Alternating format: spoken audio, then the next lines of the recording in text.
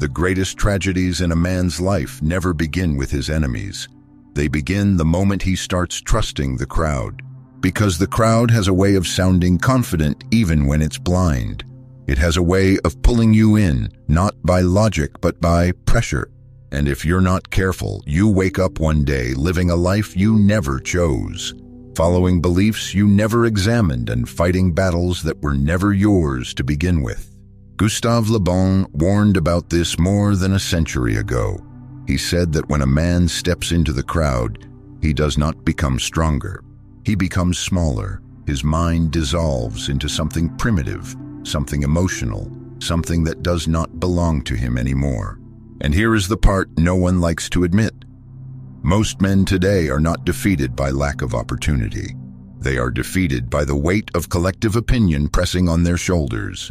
If you think like the crowd, you will end up exactly where the crowd ends up. Le Bon did not romanticize human nature. He didn't pretend that a crowd was a gathering of wisdom, intelligence, or shared clarity. He saw it for what it truly is, a regression. A crowd is not 100 minds thinking together. A crowd is one mind collapsing backward into something older, something impulsive, something that only understands emotion and instinct. It is the place where reason drowns and impulse takes control. Le Bon broke it down with disturbing precision. First is anonymity.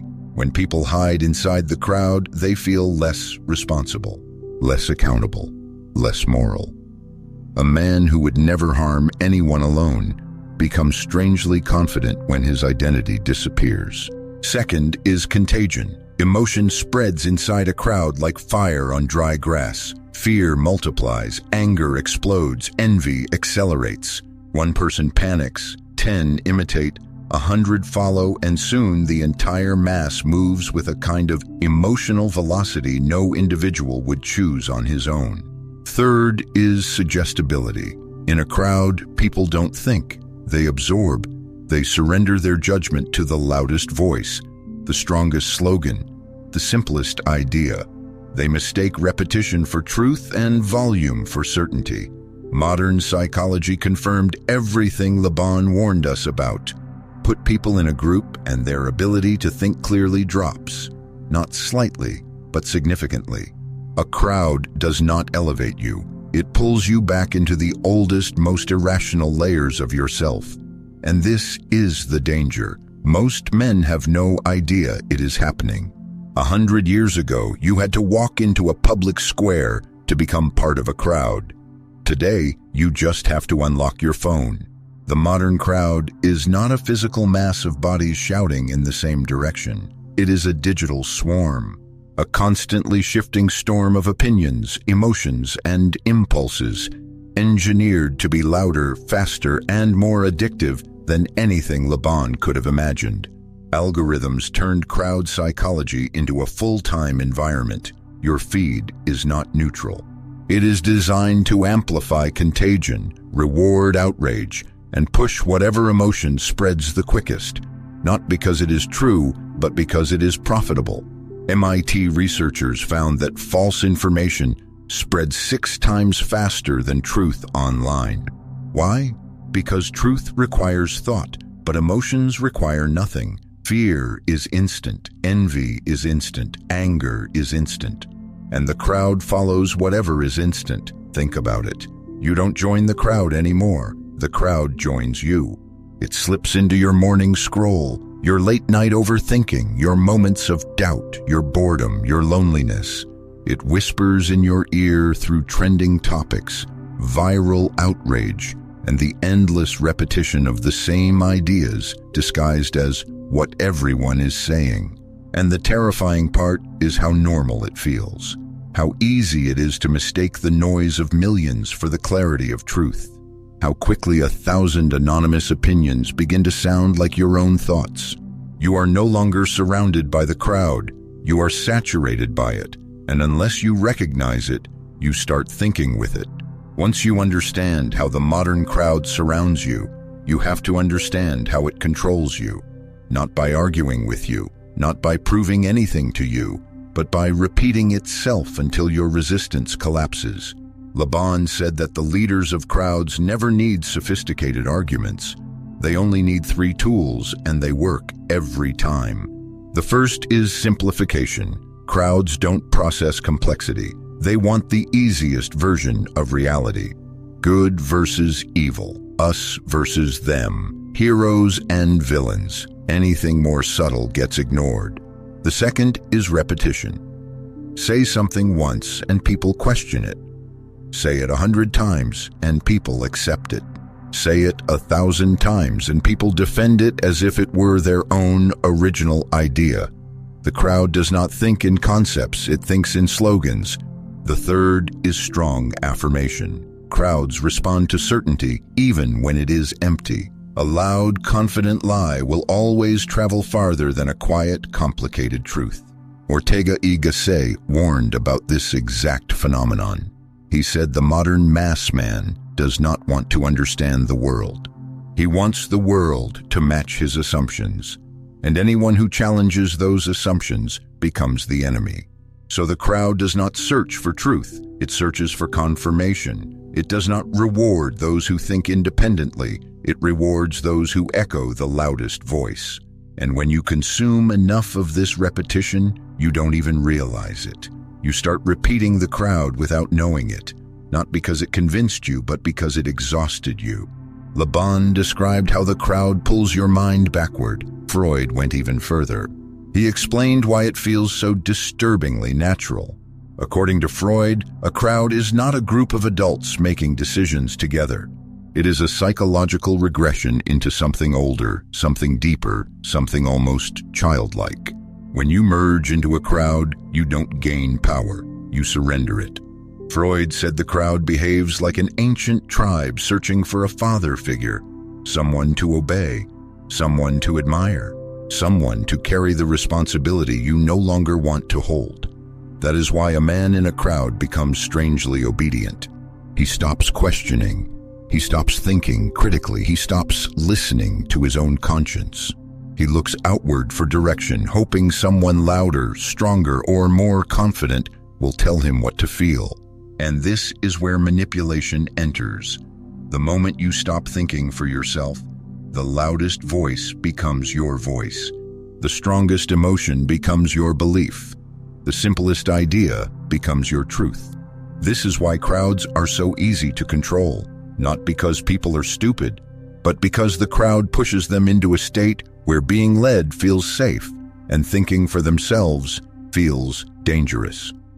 Freud understood the cost of this regression.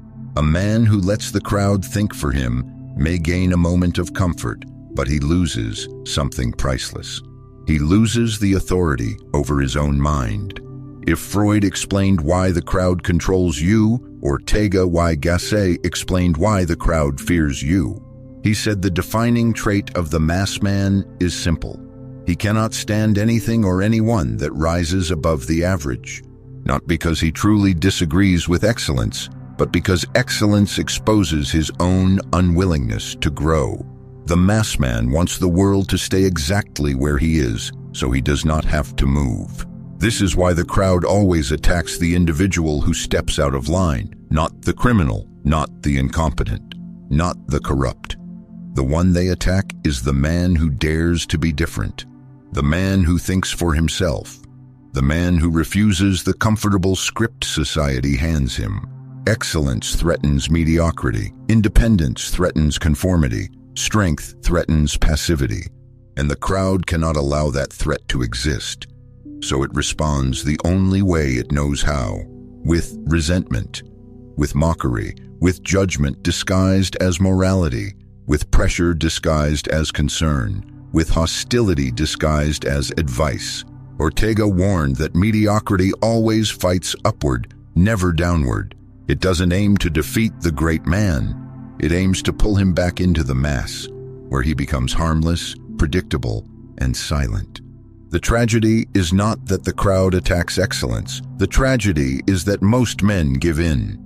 They trade their strength for approval, their clarity for acceptance, their individuality for belonging. And the moment you do that, you are no longer living your life. You are living the crowd's version of it. If Ortega revealed the crowd's insecurity, Elias Canetti revealed its darkest instinct. He said a crowd behaves like a primitive religion. It demands purity. It demands sameness. It demands the elimination of anything that disrupts its emotional unity.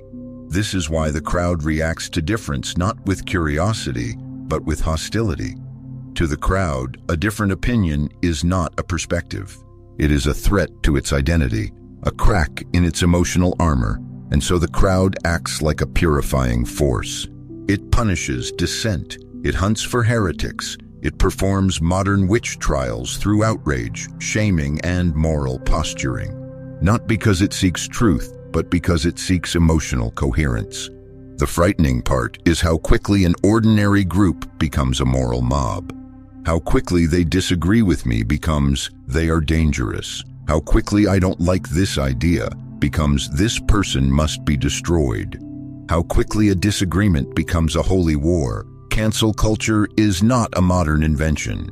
It is simply the digital version of an ancient instinct. The instinct to purify the tribe by eliminating the one who stands apart. Canetti's warning was simple. When the crowd feels threatened, it does not negotiate. It does not reason. It does not listen.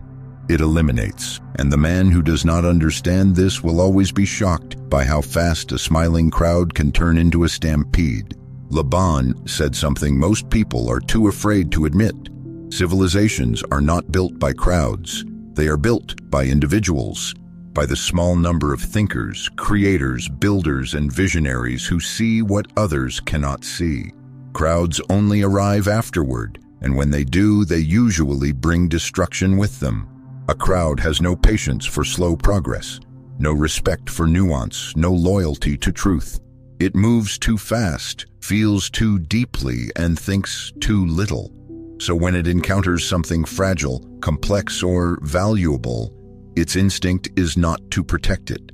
Its instinct is to break it. This is why ideas that took decades to form can be torn apart in a single afternoon of outrage. Why reputations built over a lifetime can be burned down in minutes. Why institutions collapse when the crowd demands simple answers to complicated problems. The crowd does not build. It consumes, it burns, it empties everything it touches of depth, patience, and meaning. And here is the bitter truth.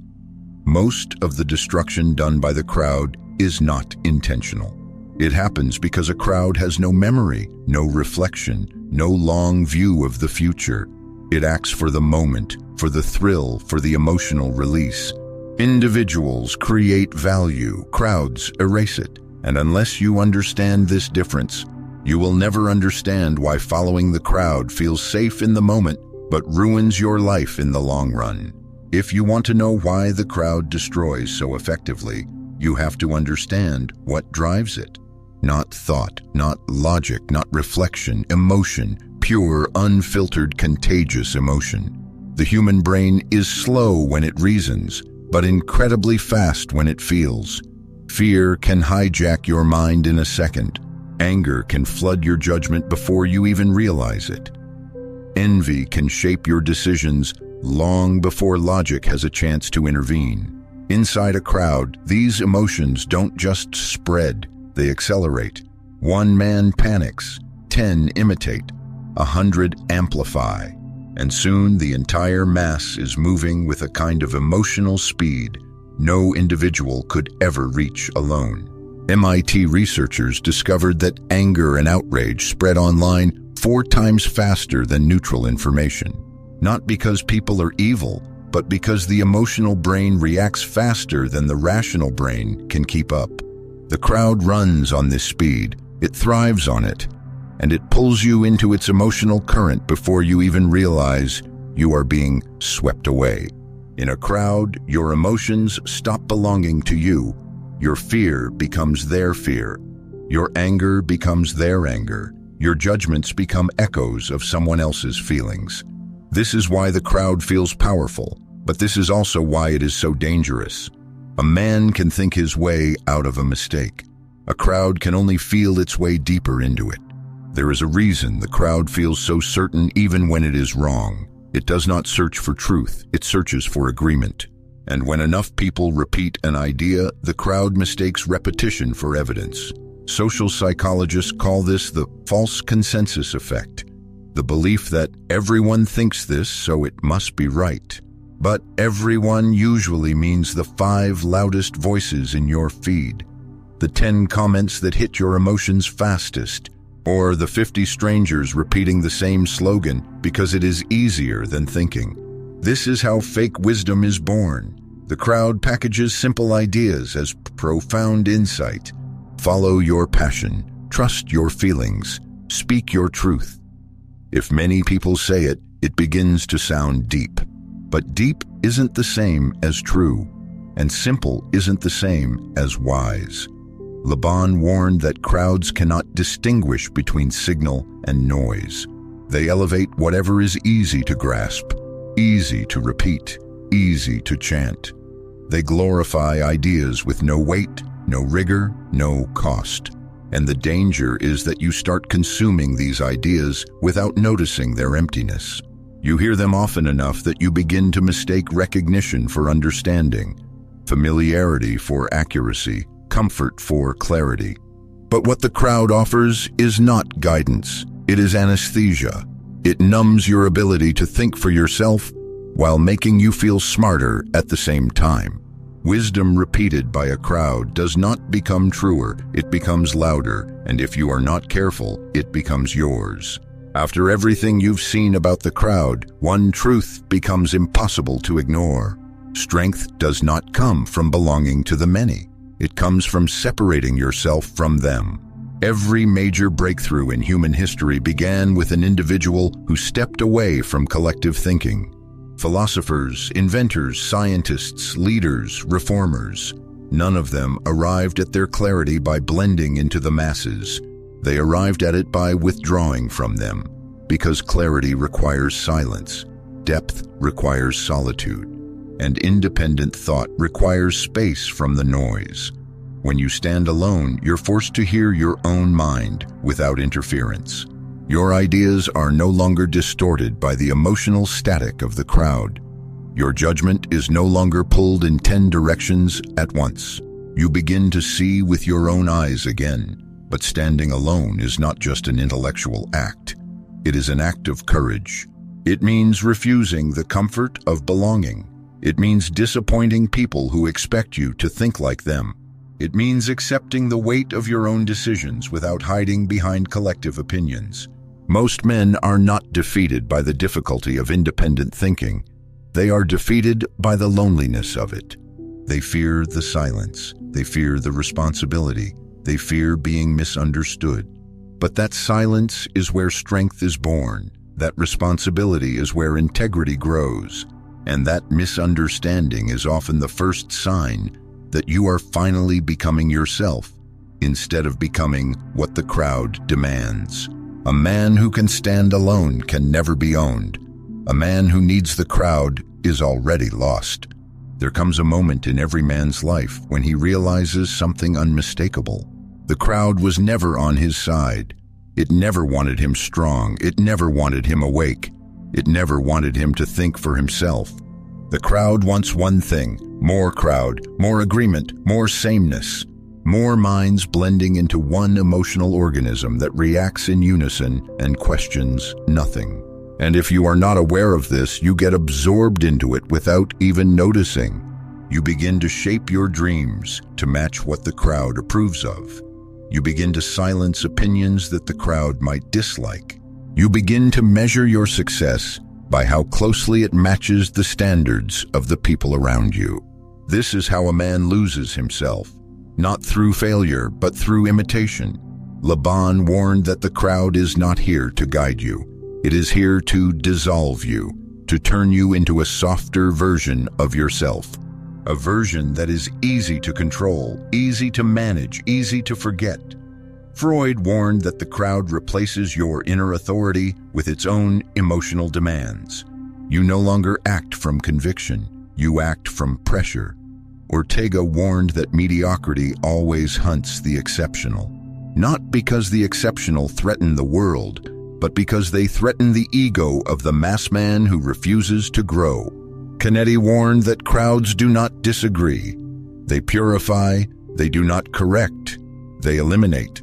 When you put all of this together, one truth stands out with painful clarity. A man who lets the crowd think for him will be shaped by forces he does not see, led by voices he does not know, and judged by people who do not care about the life he actually wants to live. This is why following the crowd feels comfortable at first. It feels safe. It feels warm. But comfort is not safety. Comfort is the first stage of surrender. And surrender is the first step toward losing the man you were meant to become. So what do? You watch the crowd. You study it. You learn its instincts, its impulses, its illusions. And then you step outside of it. You choose the harder path of independent thought. You choose standards that the crowd won't understand. You choose goals the crowd won't applaud. You choose a life the crowd will never give you permission to live. Because the truth is simple. You cannot rise above the crowd while thinking like the crowd. You cannot become exceptional while repeating what the masses believe. You cannot build a life that is truly your own while borrowing the mind of everyone around you. Never trust the crowd. Never think with the crowd. Never hand your future to people who have none of their own. The crowd doesn't just mislead you. It kills the man you were meant to become. And the moment you understand that, you stop living like everyone else. You start living like the rare man who does not need the crowd, and therefore can never be owned by it.